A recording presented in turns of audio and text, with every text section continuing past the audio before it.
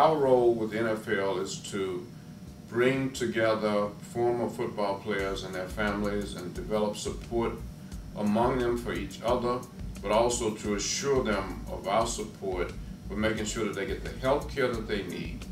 But at the same time, we feel our role, especially in Morehouse School of Medicine role, is to educate and to work with communities. We have really brought together, I think, a great group of people to really make these points. I recently had dinner with a friend whom I consider to be well educated and informed, and she said, you know, I just can't decide whether depression is a disease or whether it's just someone not trying hard enough. And I was stunned. I can't believe that in this day and age, with the amount of information that we do have, and so many people working so hard to reduce the stigma, that people still don't recognize mental health disorders as diseases that deserve the compassion that other diseases do, such as diabetes and heart disease and cancer. John was diagnosed with frontotemporal dementia in December of 2001. And before that, I'd noticed strange things about him, but by the time you get to the point of knowing that you need a diagnosis, you know for sure that something is wrong. And actually, his diagnosis was a relief, because then all of the anger and the frustration that I had felt before that over the way he was acting, over some of his weird behavior, and some of the things that precede this type of diagnosis, all of that anger just drained out of me like sand through a sieve, because I was relieved to know that it was not just my husband being a strange person, but that there was definitely something mentally wrong with him. All football players start out as young people, so, and all pro football players started out as young people. So what I'm saying that is that a lot of the community look up at pro football players, but realizing that their kids play youth football. So while the kids are playing youth football, that's a good possibility that they want to play pro football. And head injuries is one of the things that's always a concern. And it's always been a concern for us, because when they taught us as little kids, when I was young, to lead with your head. And now we're trying to teach kids to lead with their shoulders and not their head. So hopefully we can help the community understand that we're doing what we can to help them. Well, I think one of the things, I had probably my first concussive episode. I had a number of concussions in my career, probably like most NFL players, but and I think my first one was when I was in college at William & Mary.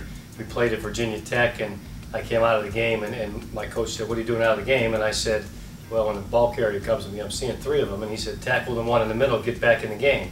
The NFL itself is such a controlled environment for a player that, you know, if he lasts a while through, you know, through his career, when he leaves that career, that transition going into, you know, a civilian life or a normal life is really, really difficult to do, because you lose your support systems, you lose your, you know, your income, you know, you lose your income, self-esteem drops, you know, your identity is affected, and so all those things are affected, and those are some huge losses, and that in itself, you know, that transition can be a huge factor in depression.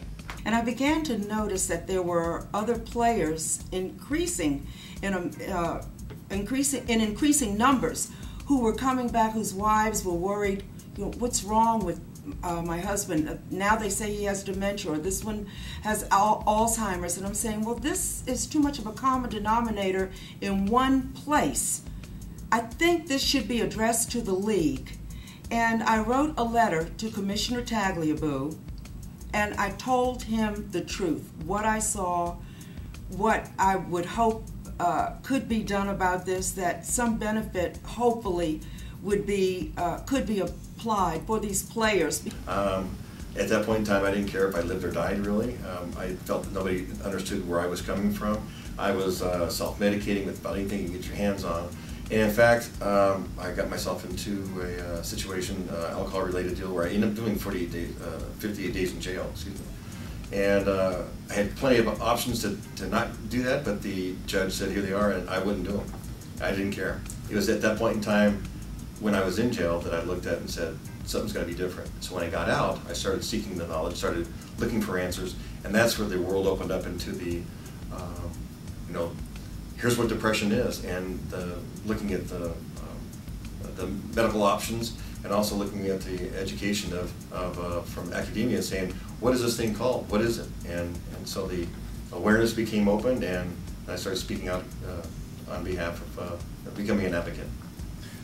So I think that it's a good thing that the National Football League has teamed with the Morehouse School of Medicine, and that will also be a point where players can step up and be counted.